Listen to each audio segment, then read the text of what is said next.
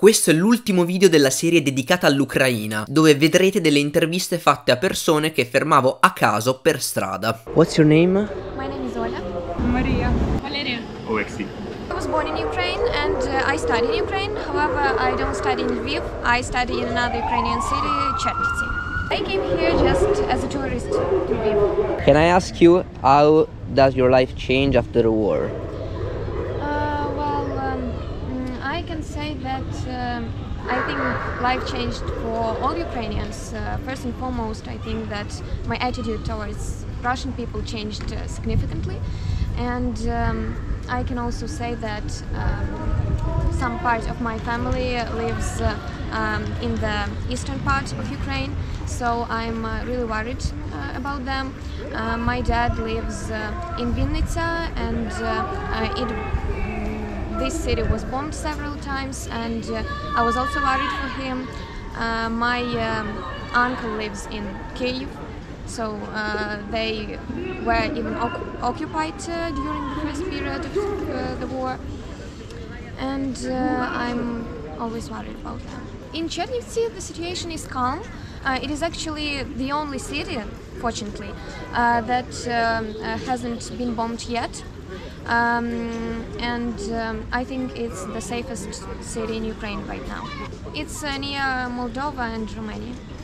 Of course it's changed because lots of my friends are on the front line, and it's hard for Ukrainians to find job. A lot of Ukrainians lose job.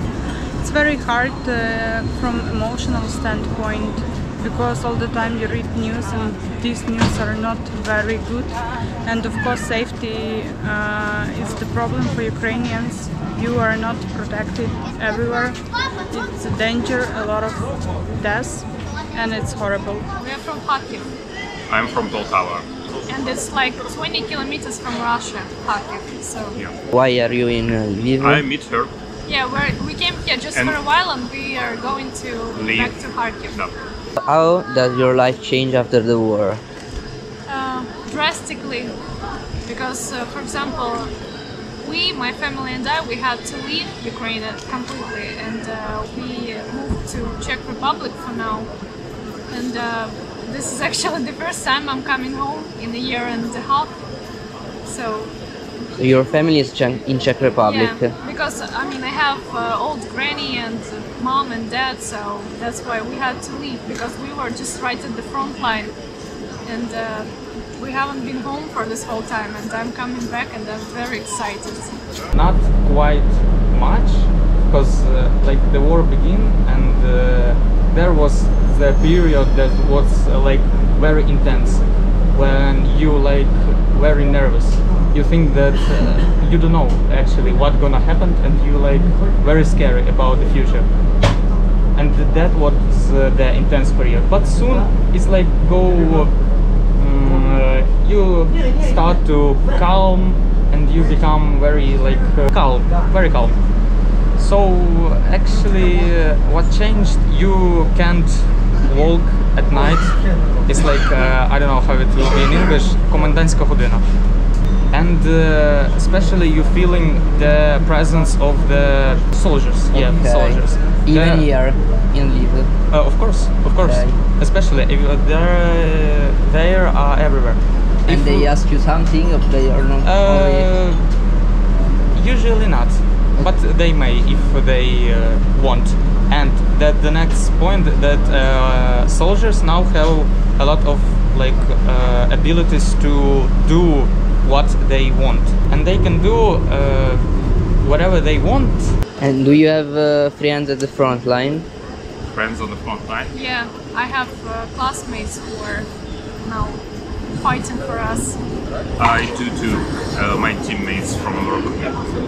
We are worried, but they are not allowed to text all the time, and I mean It's dangerous for them. it's dangerous to for be them, online. yeah, just to spread like any data from their position, and also I don't think that for them there's any opportunity to tell how their day is going. So it's just we just sometimes get messages from them like how the things are going, and whether they need anything, whether we have to collects money for something. Because it's difficult, because you worry about their life.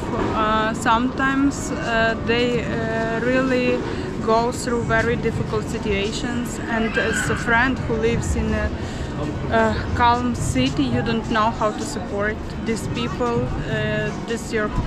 These people are very close to you and you want to help them, but they are 100 miles away from you. You can't hug them, can't talk in person, but they are fighting for us, and somehow we can support him. We can always ask them, how are you, what do you need, can I send you something, maybe you lost something, like how can I help? Have you Russian friends? I had one Russian friend.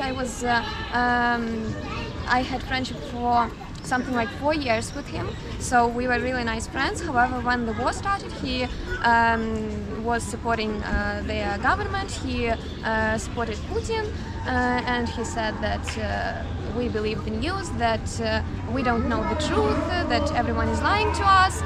So I just blocked him because I couldn't I couldn't tell him the truth because he wouldn't believe it. I don't, but I have relatives in Russia. Those are like the closest relatives we have, and they are in Russia and in Moscow actually. And when the war just started, we were obviously extremely scared of what was happening. And they said, just it's okay, just you have to wait for a couple of days, and we just stop talking to them, and we do not communicate anymore. Same. Because they do not understand like this whole thing. They said like it was meant to be happen, and it's okay. Like don't be surprised because Ukraine has been asking for it for a long time, and now you just have to wait, and we are going to be one country and stuff like that. So we believe that it's normal too, because I said we live like right at the front line, and Russians were coming next to our house. And so Ukrainians were here and Russians here, and we're in the middle, so it was like horrible situation. And we said that we have lots of missiles coming around, and they said, oh, like don't you say such things, because they only shoot those military objects and you have nothing to worry about. And right the next day a missile landed in the house of our neighbor. He was luckily uninjured, but we said that, can you see this? And they said, oh no, it's probably Ukrainians just shooting them. How do you deal with air alarm? I remember the first days of the war, when we had the first air alarm in Chernivtsi. I was really scared. I was shocked because my mom, for example, she was calm, and I was almost crying because I was taking her to the shelter under our house. And she didn't want to go with me. She wanted to sleep because it was at night, and I was really worried for both me and her. However, luckily there were no bombing that day. But now actually we don't pay attention to this. I don't know about people in other cities. However, my mom came to Kyiv for an operation several days ago, and she said that people almost don't react to air alarms there either. So I think we're just used to it. It's not that bad, I suppose, because for me, I spend most of the time in Czech Republic, and here in Ukraine, I'm kind of worried for people because they do not react on this, and they think that nothing can happen to them specifically, and we hear every day that it was like this building and that building, and people just die every day. So I think they should be more concerned about this. If you ask me, I got used to it. Yeah. Just that. And in the beginning of the war, I really was frustrated and scared. And my family felt the same too. But when the time goes by, I just got used to it. That's it. To be honest, shelters is not a very comfortable place where I can be. In Ukraine, like in Lviv, we don't have underground, and all shelters are in the bottom of our houses.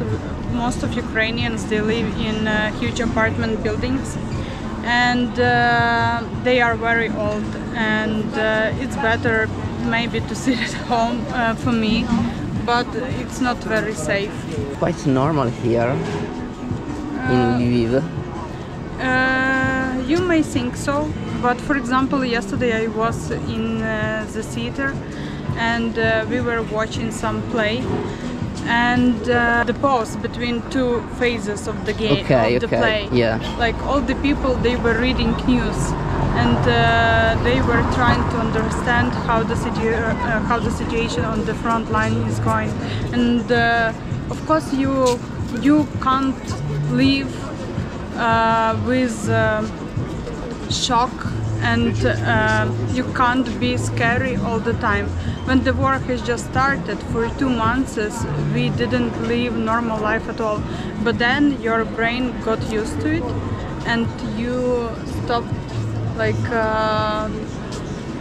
you become used to it. It doesn't mean that we don't care about the war and we live just normal life. We just need to regroup and to start really help our army. Like how we can help if we are scared, or we don't know what to do and we have a panic. Of course we can help that way.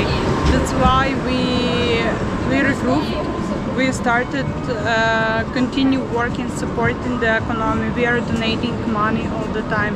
We are volunteering a lot to support our army. But I wouldn't say that we live a normal life.